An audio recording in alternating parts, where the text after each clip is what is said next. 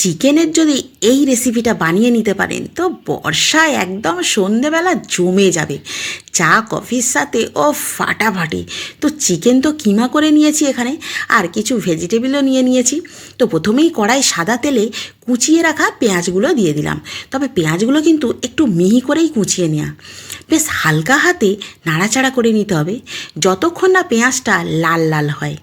দেখুন পেঁয়াজটা কিন্তু লাল লাল হয়ে গেছে, এবং এর মধ্যে দিয়ে দিচ্ছি মিহি করে কেটে রাখা গাজর আর ক্যাপসিকাম। সব কিছু বেশ ভালোভাবে মিক্সড করে নিতেই এবারে লবণটা দিয়ে দিলাম। কেন বলুন তো, লবণটা দিলেই খুব তাড়াতাড়ি নরম হয়ে যাবে। এবারে দিয়ে দিলাম গ্রেট করা রসুন আর আদা। এই গ্রেট করা রসুন আদাটা দিয়েও বেশ ভালোভাবে মিক্সড করে নিলাম। তারপর চিকেন কিমাটা দিয়ে দিলাম। ওফ, এই রেসিপিটা করে চায়ের সাথে আমাদের এই বর্ষার সন্ধে দারুণ জমে গিয়েছিল।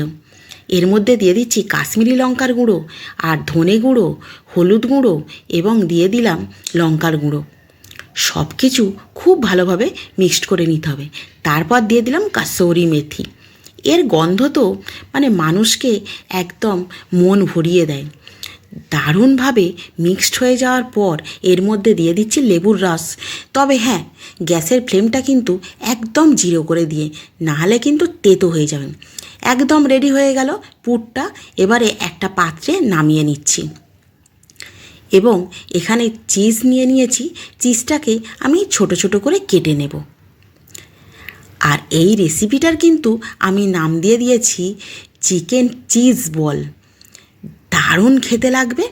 যদি একবার বানান, বাড়ির বাচ্চা থেকে বড় প্রত্যেকে কিন্তু জমিয়ে যাবে একদম বর্ষাকাল।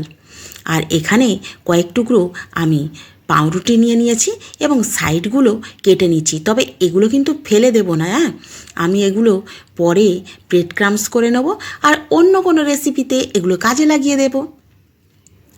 তো এইভাবে সমস্তগুলো পাউরুটির সাইডগুলো আমি কেটে নিচ্ছি।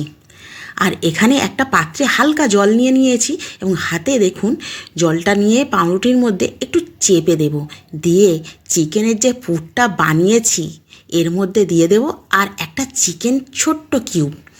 তারপর মুড়িয়ে নিয়ে ওফ, চিকেন চিজ বোম। আরে এবম সেবম না, যেটা কালী পুজোর সময় ফাটানো হয়। এবম তো মুখে ব্লাস্ট করবে। আর বলটা বলের মধ্যে যে চিজটা আছে না, ওহ, মুখের মধ্যে যা লাগবে।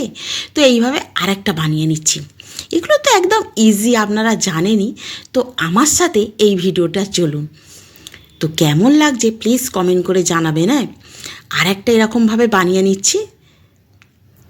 তো এরকমভাবে মুড়িয়ে নিয়ে ওফ, কী যে ফাটাফাটি খেতে হয়েছিল, আমার বলার মতো নয়, আমি ভাষায় বোঝাতে পারবো না। এবারে কড়ার মধ্যে সাদা তেল দিয়ে দিলাম। তেলটা একেবারে কিন্তু খুব প্রচণ্ড গরম নয়, মিডিয়াম হিট হলেই ধীরে ধীরে বলগুলো ছেড়ে দিতে হবে। কেন বলুন তো, একেবারে বেশি গরম হলে খুব সহজেই বাইরের পোর্শনটা লাল হয়ে যাবে। সেই জন্য এই যে ধীরে ধীরে এগুলো ভেজে নিতে হবে। মারাত্মক খেতে হয়েছিল। এইভাবে কিন্তু এই চিকেন চিজ বল যদি বানিয়ে নেন, ওহ, বর্ষায় একদম জমে যাবে আড্ডা।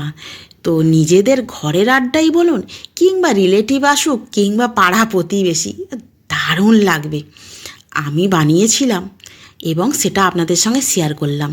তো যাদের যাদের এই ভিডিওটা ভালো লাগবে প্লিজ কমেন্ট করবেন, আর যারা যারা সাবস্ক্রাইব করবেন তাদেরকে আমার অনেক অনেক ধন্যবাদ। তো এই চিজ বল বানান এবং একদম আনন্দ করে খান। দেখুন ভিতরটা কতটা জুসি হয়েছে, আর একদম কড়কড়ে হয়েছে। তো ধন্যবাদ ভিডিওটা দেখার জন্য।